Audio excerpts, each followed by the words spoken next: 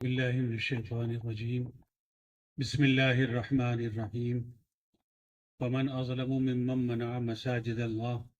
ان یذکر فیہا اسمہ وسعى فی خرابها اولئک ما کان لهم ان يدخلوها الا خائفین آمنت باللہ صدق اللہ العظیم۔ اسٹیج پر تشریف فرما ذمہ داران اور میرے سامنے بیٹھے ہوئے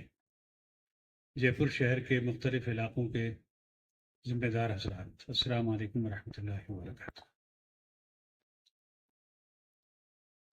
بہت ساری تفصیلات آپ کے سامنے آ چکی ہیں اور وقت کی قلت بھی مانے ہے،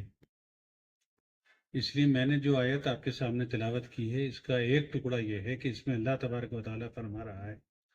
کہ دنیا کے اندر اس سے بڑا ظالم کون ہوگا جو اللہ کے بندوں کو مسجد میں آنے سے روکے۔ جو شخص اللہ کے بندوں کو مسجد میں آنے سے روکتا ہے، اللہ تعالیٰ نے اس کو ظالم سے تعبیر کیا ہے کہ وہ ظالم ہے، ظلم کرنے والا ہے۔ تو اس لحاظ سے موجودہ جو وقف امینڈمنٹ بل لانے کی تیاری کی جا رہی ہے، یہ ایک طریقے سے ظالمانہ روش ہے جس کو موجودہ حکومت اختیار کرنے پر بضد ہے۔ قانون پہلوؤں کے اوپر بہت ساری باتیں آ چکی ہیں اور اوقاف کی کیا صورتحال ہے یہ آپ کے سامنے ہے، لیکن اس کے لیے بہت حد تک ہم لوگ خود ذمہ دار ہیں۔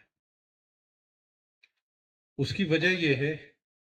کہ ہمارے بزرگوں نے اپنی کمائیوں میں سے اپنی اولاد کو، اپنی ذریات کو، اپنے متعلقین کے حقوق کو مؤخر کر کے ملت کا درد رکھتے ہوئے بڑی بڑی پراپرٹیز جو ہے وقف کی ہیں۔ وہ چاہتے تو ان ساری پراپرٹیز کو اپنی اولادوں کے نام کرتے اور ان کی اولادیں ان جائیدادوں کے اوپر عیش و عشرت کی زندگی گزار سکتی تھیں، لیکن انہوں نے اس بات کو ترجیح دی کہ ہماری یہ جائیدادیں ملت کے کام آئیں،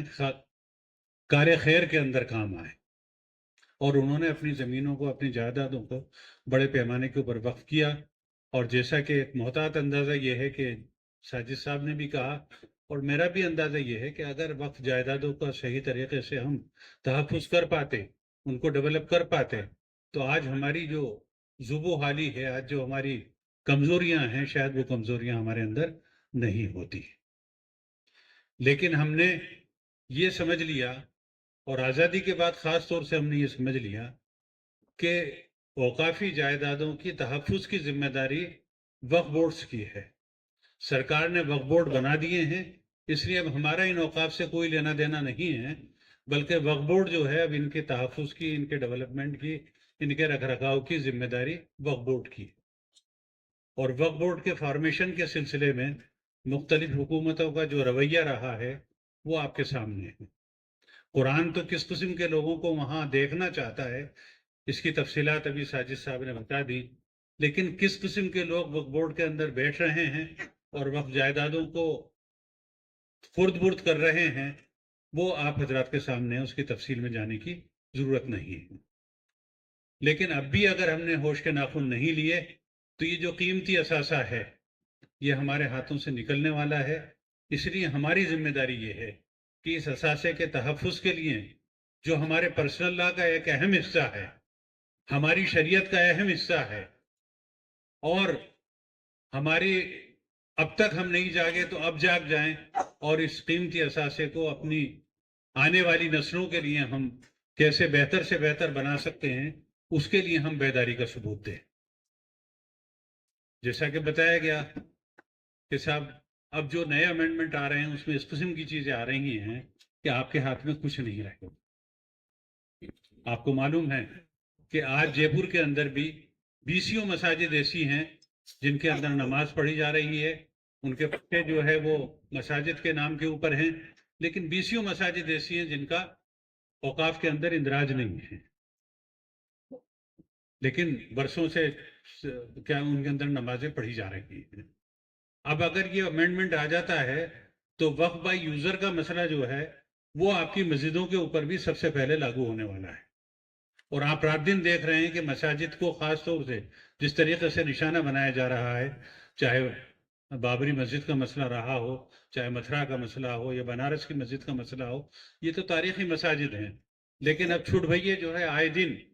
کہیں پر بھی مسجد کے سامنے دھرنا دے کے بیٹھ جاتے ہیں اور کہتے ہیں کہ صاحب اس مسجد کو توڑا جائے، یہ غیر قانونی بنی ہوئی ہے. ہماچل کے اندر آپ نے دیکھا، اور ابھی حال ہی میں راجستھان کے اندر جہاز پور کے اندر جو کچھ ہوا وہ آپ کے سامنے ہے. اور اس سے تازہ ترین واقعہ پرسوں کا ہے کہ آپ کے اس شہر کا ایک نااہل ایم ایل اے جو ہے وہ امام باڑے کے اندر پہنچ جاتا ہے، باز بدن پورہ کے اندر، اور کہتا ہے کہ یہاں پر مورتیاں رکھی ہوئی تھیں، یہاں سے مورتیاں ہٹا دی گئی ہیں اور یہ تو زبردستی جو ہے وقف کا جو ہے یہاں بورڈ لگا دیا ہے، جبکہ تقریباً 300 سال سے وہ جو ہے امام باڑہ وقف ہے. تو اگر یہ امینڈمنٹ آ جاتا ہے، ابھی امینڈمنٹ آیا نہیں ہے، اس پر یہ حال ہے کہ کسی بھی پراپرٹی پہ جا کر کے اور یہ بتایا جا رہا ہے کہ صاحب یہ وقف کی نہیں ہے، یہ ہماری پراپرٹی ہے. اگر یہ امینڈمنٹ آ جاتا ہے تو آپ اندازہ کر لیجئے کہ آپ کی وقافی جائیدادوں کا کیا حال ہونے والا ہے. اب اس سلسلے میں اس پروگرام کا جو بنیادی مقصد ہے، تفصیلات تو آپ نے بہت کچھ سوشل میڈیا پہ آ چکی ہیں، آپ نے دیکھ لی ہیں. اس پروگرام کا بنیادی مقصد یہ ہے کہ 10 تاریخ کو جو وقف کے سلسلے میں جے پور میں ایک بڑی کانفرنس ہونے جا رہی ہے، بڑا پروگرام ہونے جا رہا ہے. تو جمہوریت کے اندر جو ہے وہ سر گنے جاتے ہیں. جتنا بڑا مظاہرہ آپ کا ہوگا، جتنی بڑی تعداد میں آپ پہنچیں گے، اتنا ہی بڑا میسج حکومت تک پہنچے گا کہ جو ہے اس جے پور شہر کا مسلمان اور راجستھان کا مسلمان حکومت کے رویے کو پسند نہیں کرتا ہے.